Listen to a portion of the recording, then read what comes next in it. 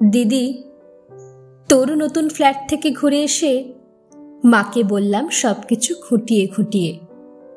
তোর ছকছকে মোজাইক মেঝে, ইমালশান লাগানো দেওয়াল, আধুনিক ডাইনিং টেবিল, জানালা দরজায় ঝোলানো দামি পর্দা, এমনকি তোর ব্যালকনিতে রাখা বাহারি পাতার টব, সবকিছুই বললাম মাকে।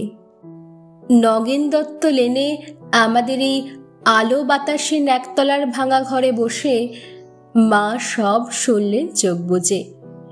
শুনতে শুনতে মার মুখে ফুটে উঠছিল হাসি আর চোখে আসছিল জল। তোর ব্যালকনিতে দাঁড়ালে ছড়িয়ে থাকা শহরটাকে অনেক দূর পর্যন্ত দেখতে পাওয়া যায়। বসবার ঘরের দেওয়ালে নতুন কেনা একটা সুন্দর পেন্টিং ঘরটাকে কি গাম্ভীর্যে ভরিয়ে তুলেছে। এসব কিছু মাকে বললাম। চোখ বুজে শুনতে শুনতে মার মুখে ফুটে উঠছিল হাসি আর চোখে আসছিল জল। তোর চেহারাটা আগের থেকে অনেক ঝকঝকে সুন্দর হয়ে গেছে, ফর্সা হয়ে গেছিস অনেকটা, যদিও তোর হাসিটা আছে ঠিক সেই ছেলেবেলারই মতো। জামাইবাবুর মুখে শুনলাম সামনের পুজোয় তোরা নাকি একেবারে পুরো দক্ষিণ ভারতটাই বেরিয়ে আসবি। মা নগেন দত্ত লেনের অন্ধকার ভাঙাচোরা ঘরে বসে এই সব শুনতে শুনতে হেসেছে, আর কেন জানি না মার চোখে এসেছে জল। সব কিছুই বলেছে দিদি, শুধু তোর ডাইনিং স্পেসে রাখা দুধ সাদা রঙের ফ্রিজটার কথা মাকে বলিনি। তোর বিবাহ বার্ষিকীর উজ্জ্বল সন্ধ্যায় তুই যখন গা ভর্তি গয়নায় অপরূপা হয়ে ফ্রিজের মাথায় হাত রেখে হাসছিলি, তখন যে তোকে কি দারুণ সুন্দর লাগছিল, মাকে বলিনি সে কথাও।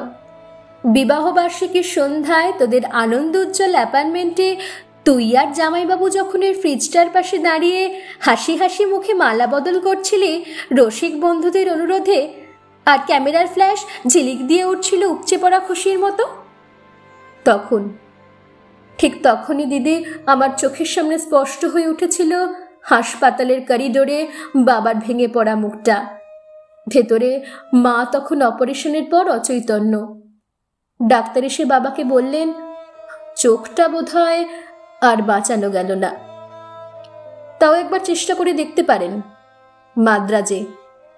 যদিও সে অবশ্য অনেক টাকার ব্যাপার। হাঁড়ি কাঠে আটকে পড়া অসহায় পশুর মতো করুণ দেখাচ্ছিল তখন বাবার মুখটা। সিঁড়ি দিয়ে আস্তে আস্তে বাবা আমার কাঁধে হাত রেখে বলেছিলেন, কমলাকে সারা জীবন শুধু দুঃখ কষ্টই দিলাম, সুখ দিতে পারলাম না। আজ ওর চোখ দুটোও চলে গেল, সবই আমার কপাল।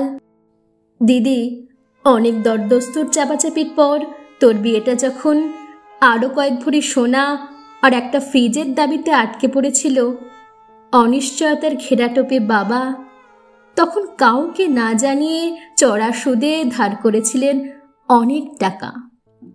সামান্য মাইনের প্রাইভেট কোম্পানির চাকরি করা বাবা বেঁচে থাকতে থাকতে অন্তত একটা মেয়েকে পার করার দুরন্ত আশায় ঝুঁকি নিয়ে ফেলেছিলেন অনেকটা। চোখের জল আর রজনীগন্ধা সৌরভকে পিছনে ফেলে তুই চলে গেলি। পড়ে রইলাম আমরা, মা, আমি, আর পড়ে রইল নগেন দত্ত লেনের অন্ধকার ঘরে বাড়তে থাকা সুদের বোঝার চাপে তলিয়ে যাওয়া একটা সৎ মানুষ, তোর বাবা, আমার বাবা। দিদি, তোর গা ভর্তি গয়না আর ওই দুধ সাদা ফ্রিজটার কথা মাকে বলা হয়নি কিছুতেই। দৃষ্টিশক্তি খইয়ে বসা মাকে বাবা বলেননি কিছুই, শুধু অসহায়ের মতো খুঁজতেন মার মুখে একটু হাসি, বড় মেয়ের ভালো ঘরে বিয়ে হওয়ার একটু তৃপ্তি। সে হাসি খুঁজতে খুঁজতে ক্লান্ত বাবা চলে গেছেন। এখন নগেন দত্ত লেনের ভাঙা ঘরে বসে মা আর আমি আনন্দেই আছি। একটা আনন্দেই বোধহয় সবচেয়ে বড়। দিদি, এ বাড়িতে আর কোনোদিন সানাই বাজবে না। সাহানায় সানাই, রজনীগন্ধা, বেনারসি হইচই, এসব অপ্রাসঙ্গিক হয়ে থেকে যাবে চিরকাল।